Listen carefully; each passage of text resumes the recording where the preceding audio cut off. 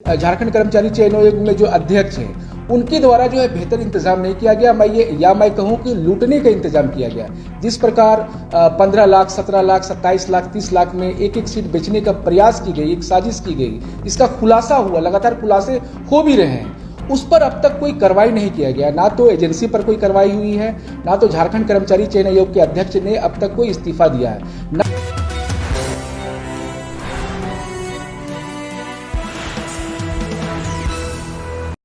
झारखंड कर्मचारी चयन आयोग द्वारा आयोजित सीजीएल परीक्षा में जो पेपर लीक का मामला था और जो धांधली के मामले थे, उस मामले को लेकर आसू पार्टी के द्वारा 28 जनवरी से ही आंदोलन किया जा रहा है।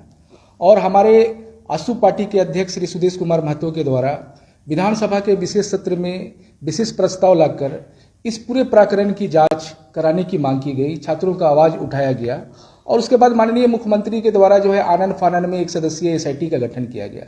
एक सदस्यीय जो एसआईटी है उसके द्वारा जो जांच की जा रही है और जो लोगों का नाम आ रहा है, उससे हमें लग रहा है कि पूरे तरीके से जो है इसकी जांच नहीं हो पा रही है। इसलिए आसू पार्टी और आसू पार्टी के जो छात्र इकाई हैं, अखिल झारखंड छात्र संघ के द्वारा जो है लगातार इस पर जो है प्रोटेस्ट किया जा रहा है। आपने देखा होगा कि इसको लेकर हस्ताक्षर अभियान किया गया, मशाल जुलूस निकाला गया।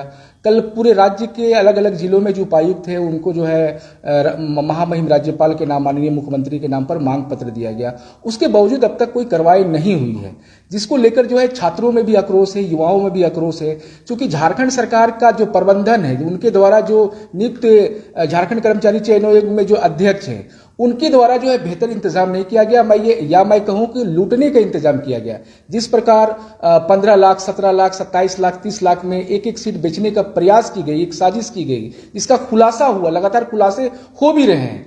उस पर अब तक कोई कार्रवाई नहीं किया गया। ना तो एजेंसी पर कोई कार्रवाई हुई है, ना तो झारखंड कर्मचारी चयन आयोग के अध्यक्ष ने अब तक कोई इस्तीफा दिया है, ना सरकार के द्वारा जो कानून बनाया गया था प्रश्न पत्र लीक मामले पर, उस पर अब तक कोई कार्रवाई की गई है। तो सरकार जो है बचाने के लिए जो दोषी लोग हैं, इसमें केवल कोई अधिकारी कर्मचारी नहीं है, इसमें बड़े बड़े राजनेता भी शामिल हैं। वैसे लोगों को बचाने के लिए और जो धांधली हुआ है, जो लगातार धांधलियां हो रही हैं, उसको छुपाने के लिए एसआईटी का गठन किया गया।